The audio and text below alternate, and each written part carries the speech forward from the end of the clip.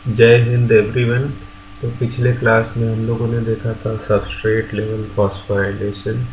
इसमें हमें पे ऑफ फेज में दूसरे स्टेप में हम लोगों ने देखा था किस तरह से एटीपी का प्रोडक्शन हुआ और वहाँ पे जिस मॉलिक्यूल का फॉर्मेशन हुआ एज अ प्रोडक्ट वो क्या है, 3-फॉस्फोग्लिसरेट। तो देखिए थर्ड पोजीशन पे क्या है, फॉस्फेट। अच्छा, अब इस स्टेप में हम देखेंगे कि किस तरह से 3-फॉस्फोग्लिसरेट से 2-फॉस्फोग्लिसरेट बन रहा है। ठीक है ना। तो यहाँ देखिए अंतर सिर्फ कितना है, इस फॉस्फेट ग्रुप की पोजीशन का अंतर है। तो पोजीशन का अंतर है और इस मॉलिक्यूल में नंबर ऑफ एटम सेम है। तो ऐसे मॉलिक्यूल को क्या कहेंगे भाई, आइसोमर। क्या कहेंगे, आइसोमर, पोजिशनल आइसोमर। तो ध्यान से देखिए यहाँ पे इस मॉलिक्यूल का कन्वर्जन इस मॉलिक्यूल में होता है। तो यहाँ पे जो भी एंजाइम वो किस क्लास से बिलोंग करेगा, आइसोमरेज क्लास से। तो देखिए इस एंजाइम का नाम है 3-फॉस्फोग्लिसरेट म्यूटेज। यही एंजाइम क्या करेगा, इस रिएक्शन को कैटालाइज करेगा। तो यहाँ क्या हो रहा है, जो C2 ये कौन है, कार्बन नंबर 2 और ये क्या है C3। तो इन दोनों के बीच फॉस्फोरिल ग्रुप, ये क्या है, फॉस्फोराइल ग्रुप, फॉस्फोरिल ग्रुप। इसका क्या होगा, ट्रांसफर। क्या होगा, ट्रांसफर हो। ठीक है ना। मतलब a shift of phosphoryl group from C2 to C3 और जिसकी वजह से फॉर्मेशन हो जाएगा किसका, 2-फॉस्फोग्लाइसरेट का। ठीक है। तो ये तीन बातें क्लियर हो गई। आइए अब देखते हैं कि ये एंजाइम किस तरह से रिएक्शन को कैटालाइज करता है।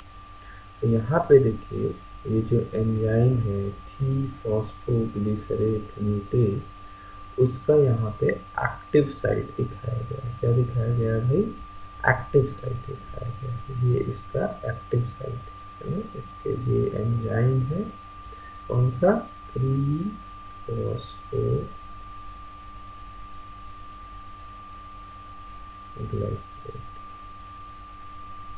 ठीक है, म्यूटेज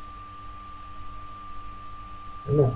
तो ये एंजाइम है, ये इसके एंजाइम के एक्टिव साइट में देखिए एक अमाइनो एसिड, जब हमने आपको अमाइनो एसिड पढ़ाया है तो उसमें पढ़ाया है हिस्टिडीन। क्या पढ़ाया भाई, हिस्टिडीन। देखिए ये अल्फा कार्बन है और इसका ये जो है आर।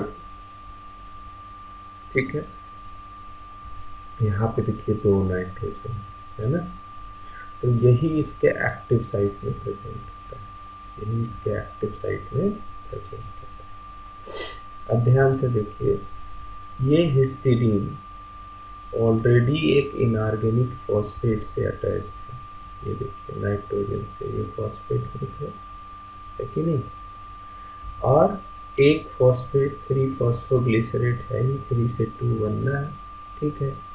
अच्छा, अब होता क्या है कि ये जो फॉस्फेट ग्रुप है इसका जो है अटैक होता है इस ऑक्सीजन पे, और जब इस ऑक्सीजन पे होगा तो ये हाइड्रोजन जो होता है ये यहाँ से ले लिया जाता है किसके द्वारा, H+, किसके द्वारा, इस हिस्टिडीन के द्वारा। ठीक है, मीन्स हो क्या रहा है, ये फॉस्फेट ग्रुप C2 पे ट्रांसफ़र हो रहा है और यहाँ से हाइड्रोजन को, H+ को एब्स्ट्रैक्ट कर लिया जा रहा है दूसरे हिस्टिडीन के द्वारा। तो ये कैसा काम कर रहा है, बेस जैसा काम कर रहा है। ठीक है, ये कैसा काम कर रहा है भाई, सेकेंड हिस्टिडीन बेस जैसा काम कर रहा है। ठीक है। तो अब देखिए इस नेक्स्ट स्टेप में होगा क्या, इसमें होगा ये कि ये जो मॉलिक्यूल बनेगा इसको बोलते हैं 2,3 बेस फॉस्फोग्लाइसरेट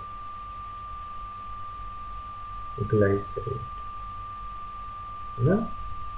ये ध्यान रखिए कि ये मॉलिक्यूल जो है इस रिएक्शन में इंटरमीडिएट की तरह बनता है। This is not transition state, है ना। क्या बनता है भाई, 2,3 bis phosphoglycerate and very small amount of this 2,3 bis phosphoglycerate is required to continue this reaction. ठीक है, तो ये देखिए, ये थर्ड पोजीशन पे और सेकेंड पोजीशन पे दोनों जगह पे आपका यहाँ इनऑर्गेनिक फॉस्फेट अटैच होगा, इसीलिए इसको कहते हैं हम लोग 2,3 बिस फॉस्फोग्लाइसरेट। अब नेक्स्ट स्टेप में क्या होगा, देखिए ये जो फॉस्फेट है ये again it will be taken back by the first histidine and the hydrogen that will H plus that will be donated by the second histidine, है ना। तो what will happen then, तो यहाँ से ये रिएक्शन स्टार्ट हुआ था, वहाँ पे देखिए इसके एक्टिव साइट में हिस्टिडीन से ऑलरेडी फॉस्फेट अटैच था।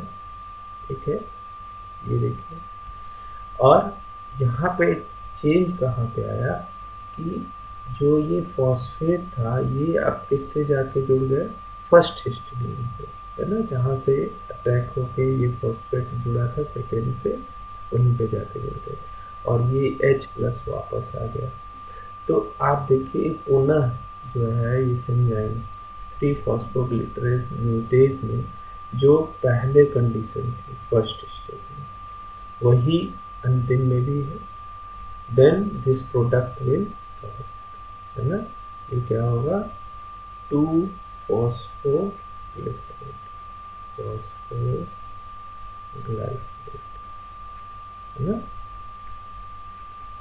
2-फॉस्फोग्लिसरेट। अब देखिए जो ये कॉन्सेप्ट है कि एंजाइम जो है वो किसी रिएक्शन में कंज्यूम नहीं होता है, ठीक है, और उसमें कोई मॉडिफिकेशन नहीं हो रहा है। तो देखिए यहाँ पे भी ये दिखा रहा है, यहाँ पे हिस्टिडीन से फॉस्फेट जुड़ा था, यहाँ पे भी फॉस्फेट जुड़ा है, यहाँ इस हिस्टिडीन में कोई मॉडिफिकेशन नहीं हुआ था कोई।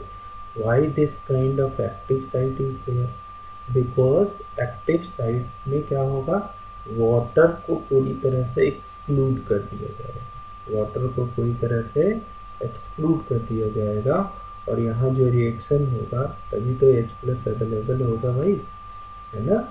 तो यहाँ एक्टिव साइट का पर्पज है एक आइसोलेशन देना पूरी तरह से, उस जो रिएक्शन कैरी आउट हो रहा है उस पूरी प्रक्रिया को एक आइसोलेशन देना। ठीक है, तो नेक्स्ट क्लास में हम लोग देखेंगे कि ये 3-फॉस्फोग्लिसरेट से अभी फॉस्फोइनॉल पायरुवेट का फॉर्मेशन कैसे होगा। अद्वैता एकेडमी के सभी व्यूअर्स का बहुत बहुत धन्यवाद, आभार। आप हमें लाइक कर सकते हैं, शेयर कर सकते हैं। यदि आपको ये वीडियो, ये चैनल पसंद आया है तो आप इसे सब्सक्राइब कर सकते हैं, और बहुत महत्वपूर्ण है कि आप बेल आइकन दबाना ना भूलें, जिससे कि आप हमारे अगले वीडियो का अपडेट प्राप्त कर सकें। और सबसे इम्पोर्टेंट है कि आप जो है, आपको अगर इन वीडियोस में कहीं भी कोई प्रश्न लगता है या हमें आपको ऐसा लगता है कि छूट गया है तो आप कमेंट सेक्शन में ज़रूर बताएं। बहुत बहुत धन्यवाद।